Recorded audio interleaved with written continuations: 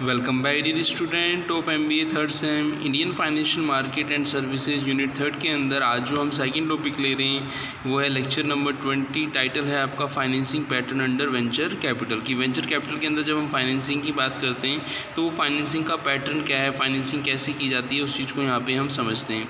तो सबसे पहले आपको समझना होगा कि जो वेंचर कैपिटल जो था उसके अंदर जब हम प्रोजेक्ट्स की स्टेज की हम बात करते थे तो प्रोजेक्ट हो सकता है कि आपका इनिशियल स्टेज में हो, इंट्रोडक्शन स्टेज में हो सकता है आपका ग्रोथ स्टेज में हो। तो यहाँ पे हम बात करें तो number and type of stages में be extended by the venture capital firm if it deems fit necessary. This is a common कि यदि हम किसी भी प्रोजेक्ट्स की लाइफ की हम बात करें तो वहाँ पे कोई स्टेज आपकी इंट्रोडक्शन की स्टेज रहती है, कोई ग्रोथ की स्टेज रहती है।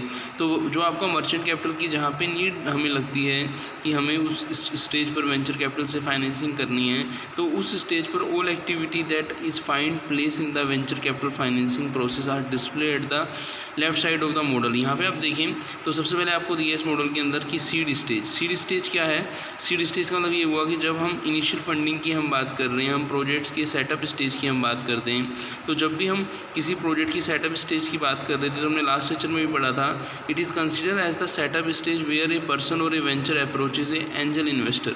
कि एंजल इन्वेस्टर वो इन्वेस्टर रहता है, एक इन्वेस्टर रहता है जो फंडिंग करता है for idea for the project. और इस स्टेज के अंदर जो वेंचर कैपिटलिस्ट है वो क्या करता है, कन्विंस करता है इन्वेस्टर्स को अपने आइडिया से कि वो उसके अंदर क्या करें, इन्वेस्ट करें। यहाँ पे हम इसको इस तरीके से समझ सकते हैं कि यदि आपके वेंचर कैपिटलिस्ट जो फंड जो लगाते हैं उस आइडिया को ध्यान में रखते हुए उस प्रोजेक्ट की technical and economic feasibility study के बाद ही उसमें इन्वेस्टमेंट करते हैं। और कभी कभी जो आइडिया रहता है जो आपका some sort of the prototype of idea product is fully develop और टेस्टेड। तो कभी कभी ये आइडिया रहता है कि प्रोडक्ट फुली डेवलप भी हो सकता है और फुली टेस्टेड भी हो सकता है और नहीं भी हो सकता है। और यदि ये जो आइडिया है, the idea is not feasible eight this stage, और यदि यहाँ पे लगता है कि ये जो आइडिया इस तरीके का इस स्टेज पर नहीं है तो investor does not see any potential in the idea और द प्रोडक्ट, और वहाँ पे वो फाइनेंसिंग जो है investor will not consider the financing the idea. तो यहाँ पे सबसे इंपॉर्टेंट चीज़ है कि इनिशियल स्टेज के अंदर वो जो आइडिया या प्रोडक्ट है उसकी फिजिबिलिटी का होना ज़रूरी है। यदि वो आइडिया फिजिबल है तो उसके अंदर इन्वेस्टमेंट किया जाएगा। जैसे कि एग्जाम्पल दें तो a Dutch venture capitalist name high five business solution VO F want to develop a portal that allow company to order lunch. To open this portal, the venture needs some financial resources. They also need marketer and market research to investigate whether there is a market for idea. To attract this financial and non-financial resources, the executive of the venture decided to approach ABN AMRO Bank to see if the bank is interested in this area. After few meeting, the executive are successful convince the bank to take a look and feasibility of the idea. ABN AMRO decided to involve their own expert for the further investigation. After 2 weeks, the bank decided to invest. अब आप यहाँ पे देखें कि जो ABN AMRO bank जो है venture capitalist का जो प्रोजेक्ट्स था जिसके अंदर आपका a Dutch venture name high five business solution जो था, जिसने एक पोर्टल अलाउ किया था कंपनी को अपने ऑर्डर को लंच कैसे करना है और लंच ऑर्डर कैसे करना है उसके लिए। तो वहाँ पे आप ये देखें कि उन्होंने एक आइडिया जो है उसकी फिजिबिलिटी को देखा और उसको क्या किया, इम्प्लीमेंट किया। और ये जो बैंक है वो एग्री हुआ उस आइडिया पर, उस आइडिया पर उसने इन्वेस्ट करने का डिसाइड किया। तो उसने वो सारी रिसर्च की, वो स्टडी की। तो इसके साथ साथ वो क्या देखते हैं, रिस्क भी देखते हैं कि इस स्टेज में कोई रिस्क तो नहीं है कि जो इन्वेस्टमेंट लगा रखा है कहीं उसमें लॉस हो जाए, इन्वेस्टमेंट की वैल्यू जो है कम हो जाए। तो वो सब चीज़ें रिस्क फैक्टर भी वहाँ पे देखा जाता है। और यदि ऐसा लगता है कि प्रोजेक्ट के अंदर रिस्क है तो वहाँ पे इन्वेस्टमेंट जो है कम कर दिया जाता है, और ऐसा लगता है कि लेस रिस्क है तो इन्वेस्टमेंट बढ़ा दिया जाता है। तो ये हमने कौन सी स्टेज पढ़ी, आपकी सीड्स कैपिटल स्टेज पढ़ी। फिर आती है स्टार्टअप स्टेज।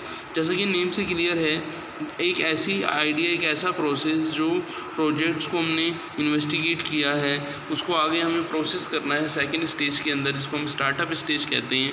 तो स्टार्टअप स्टेज एक बिजनेस प्लान है जो प्रेजेंट किया जाता है वेंचर कैपिटलिस्ट फर्म्स या जो टीम रहती है वेंचर कैपिटल की, जो टीम रहती है उससे, और जो कंपनी का बोर्ड ऑफ डायरेक्टर है, वो जो पर्सन है वो जो उनकी टॉक होती है वेंचर कैपिटलिस्ट के साथ, और वहाँ पे ऑर्गेनाइजेशन जो है जो जिसकी जो जिस आइडिया को इम्प्लीमेंट करना चाह रहा है, जिस प्रोडक्ट्स को इम्प्लीमेंट करना चाह रहा है, जिसको डेवलप या टेस्टेड किया जाता है, तो उसके बाद ये देखा जाता है कि कुछ आने वाले टाइम के अंदर उसके प्रोडक्ट के प्रोडक्शन से जो उसका जो मार्केट है, जो टेस्टिंग जो है वो सक्सेसफुल रहेगी या फिर नहीं रहेगी।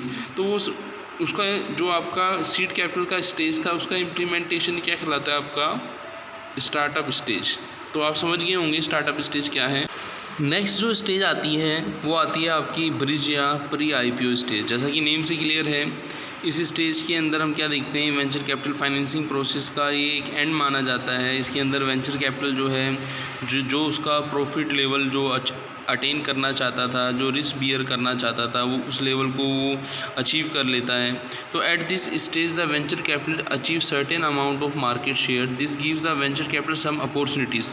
जैसे अपॉर्चुनिटीज़ क्या हो सकती है? मर्जर विद अदर कंपनी हो सकती है, कीपिंग न्यू कॉम्पिटिटर्स हो सकता है away from the market, eliminate the competition हो सकता है।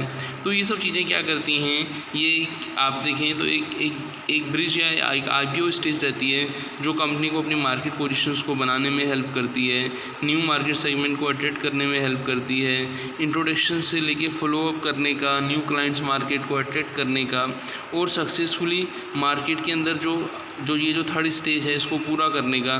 क्योंकि जो हम देखें तो वेंचर कैपिटल का जैसे ही इस स्टेज पर वो पहुंचते हैं, जो उनका टारगेट था, जो उनका मार्केट शेयर्स का टारगेट था, जो उनका ग्रोथ का टारगेट था, वो जो अपॉर्चुनिटीज़ जो अचीव करना चाहते थे, उन चीज़ों को वो ग्रैब्स कर लेते हैं। तो जो वेंचर कैपिटल वो एग्जामिन करते हैं, the venture capital has to examine whether the product market position if possible reposition it to attract a new market segmented. This also the phase to introduce the follow up product service to attract new client and market। और venture capital जो हैं वो क्या करते हैं, help करते हैं initial market impact को इंक्रीज़ करने में।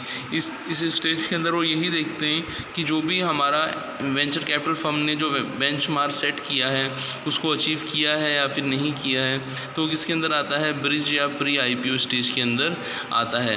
ये जो स्टेज रहती है ये सारे प्रोजेक्ट्स के अंदर आती हैं। जैसे मैंने आपको एग्जांपल पहले भी दिया था कि जो आपका जब फाइनेंसिंग की बात की जाती है तो एंजल इन्वेस्टर से फाइनेंसिंग की बात की जाती है। एंजल इन्वेस्टर की कुछ लिमिटेशंस हैं, वो कुछ अमाउंट्स तक की फाइनेंसिंग कर सकते हैं, वो एक पर्टिकुलर लेवल ऑफ रिस्क ही बियर कर सकते हैं, उससे ज़्यादा वो बियर नहीं कर सकते। तो यदि हमें उन लिमिटेशन से बाहर आना है तो कहीं ना कहीं हमें फाइनेंसिंग के लिए किसकी हेल्प लेनी पड़ेगी? बोलो, एंजल इन्वेस्टर के बाद हमें किसकी हेल्प लेनी पड़ेगी? बोलो, वेंचर कैपिटलिस्ट की हेल्प लेनी पड़ेगी। और वेंचर कैपिटलिस्ट की हेल्प यदि हम प्रोजेक्ट्स के अंदर ले रहे हैं तो उसके अंदर हमें ये देखना है कि वेंचर कैपिटल्स जब बिज़नेस के अंदर एंटर होगा, सीड कैपिटल के बाद एंटर होगा, तो वो कहीं ना कहीं हमें क्या करेगा? हेल्प करेगा। किस में हेल्प करेगा? हमें बिज़नेस के जो हमारे टारगेट्स हैं, जो हमारा ग्रोथ पोटेंशियल है, जो हमारा मार्केट शेयर का टारगेट है कि हमें अपने प्रोडक्ट्स का जो है सेल इतना करना है, प्रॉफिट्स का लेवल इतना करना है, मार्केट्स को इतना इंक्रीज़ करना है, मार्केट शेयर को इतना इंक्रीज़ करना है, तो वो सब चीज़ें हम वेंचर कैपिटल की हेल्प से क्या कर सकते हैं? पूरा कर सकते हैं। और वेंचर कैपिटल जब एग्जिट करता है तो उसका एग्ज़िट करने का जो स्टेज रहता है वो आपका प्री आईपीओ स्टेज रहता है। क्योंकि जब हम बात करते हैं वेंचर कैपिटल के बाद नेक्स्ट स्टेज जो आती है वो आती है आपकी पब्लिक प्राइवेट इक्विटी। जैसे प्राइवेट इक्विटी की यदि हम बात करें तो प्राइवेट इक्विटी जो रहता है वो इतना ग्रोथ जो है वेंचर कैपिटल की जो है ग्रोथ पोटेंशियल जो रखता है उतना ग्रोथ वो नहीं चाहता, वो स्टेबिलिटी चाहता है, वो रेगुलर इनकम चाहता है, वो उसकी रिस्क बियरिंग कैपेसिटी क्या होती है? कम होती है, वो रेवेन्यू को इंक्रीज़ करना चाहता है, वो प्रॉफिट्स पर इतना ध्यान नहीं देता, वो रेवेन्यू को ज़्यादा इंक्रीज़ करना चाहता है। और जैसे ही वेंचर कैपिटल और जो प्राइवेट इक्विटी है वो एग्जिट करते हैं तो उसके बाद जो स्टेज कहलाती है वो क्या कहलाती है? आपकी इनिशियल पब्लिक ऑफरिंग स्टेज कहलाती है। इसलिए ये जो आपकी वेंचर कैपिटल की स्टेज जो हम बोल रहे हैं या हम प्राइवेट इक्विटी की जो हम स्टेज बोल रहे हैं इसको हम क्या बोलते हैं? प्री आईपीओ स्टेज भी बोलते हैं। तो जो हम बोल रहे थे कि प्री आईपीओ स्टेज क्या है? In general this is the last stage of the venture capital financing.